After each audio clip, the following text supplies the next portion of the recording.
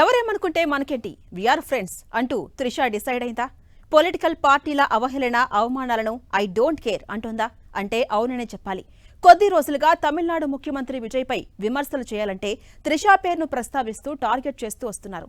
ఈ క్రమంలోనే ఆగస్టు 15 వేడుకల్లో త్రిష మరోసారి చేసిన సందడి మరోమారు హాట్ టాపిక్ గా మారింది.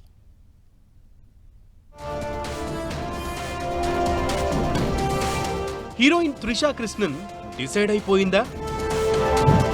అయితే ఫ్యామిలీ లేదంటే పాలిటిక్స్ ఎంట్రీ ఉంటుందా? ఇక ఎన్ని రోజులో అక్కర్లేదా? తొందరలోనే తేల్చేయనుందా? తమిళనాడులో ఓవైపు పొలిటికల్ పార్టీల ఎగతాళి మాటలు, మరోవైపు జనంలో గుసగుసలు. వీటికి నటి త్రిష ఓ ఫుల్ స్టాప్ పెట్టే సంకేతాలొస్తున్నాయి. ముఖ్యమంత్రి విజయ్తో ఆమెకు ఉన్న రిలేషన్ ఏంటనేది గట్టిగా ఎవ్వరూ చెప్పకపోయినా అది ఫ్రెండ్షిప్ కి మించి అనేది మాత్రం చెబుతుంటారు. అలాగని వాళ్ళేం చాటుమాటుగా కలుసుకుంటున్న వాళ్ళు కాదు. అలానే శృతి మించి రోడ్డున పడింది లేదు. ఓ డీసెంట్ ఫ్రెండ్లీనెస్ కనిపిస్తోంది ఇద్దరి మధ్య. తమిళనాడు ఎన్నికలకి ముందే త్రిషని అడ్డం పెట్టుకుని విజయ్పై మాటల దాడి చేశారు. అందులో బీజేపీ అధ్యక్షుడు నైనార్ నాగేంద్రన్ ఎన్నికలకి ముందు విజయ్ని ఉద్దేశించి మాట్లాడుతూ ముందు త్రిష ఇంట్లోంచి బయటికి రా అంటూ కామెంట్స్ చేశారు. ఆ తర్వాత ఫలితం చూశారు. అయినా ఇప్పటికీ అదే రకంగా తమిళనాడు సీఎంని టార్గెట్ చేయాలంటే ఆయన కుటుంబ సభ్యులను త్రిషను హేళన చేసి మాట్లాడుతూ టార్గెట్ చేస్తున్నారు. ఈ క్రమంలో అటు విజయ్ కానీ త్రిష కానీ ఎక్కడా తగ్గలేదు. కొన్ని కార్యక్రమాలకు కలిసే వెళ్లారు.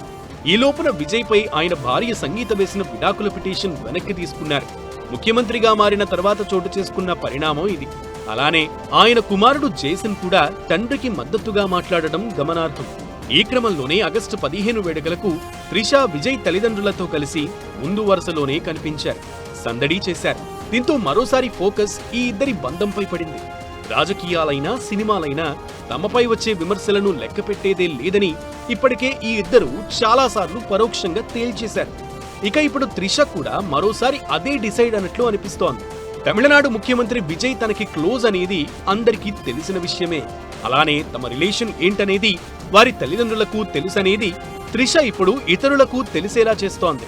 అందుకే మే నెలలో జరిగిన ప్రమాణ స్వీకార కార్యక్రమమైనా, తాజాగా జరిగిన స్వతంత్ర దినోత్సవం అయినా ఎక్కడైనా తగ్గేదే లేదంటోంది. ఇంకా దీనిపై ఎవరైనా ఎలాగైనా ట్రోల్ చేసినా, ఆరోపణలు చేసినా బయటపడేది వారి కుసంస్కారమే తప్ప తమకి నష్టమేం లేదన్నట్లుగా వ్యవహరిస్తోంది.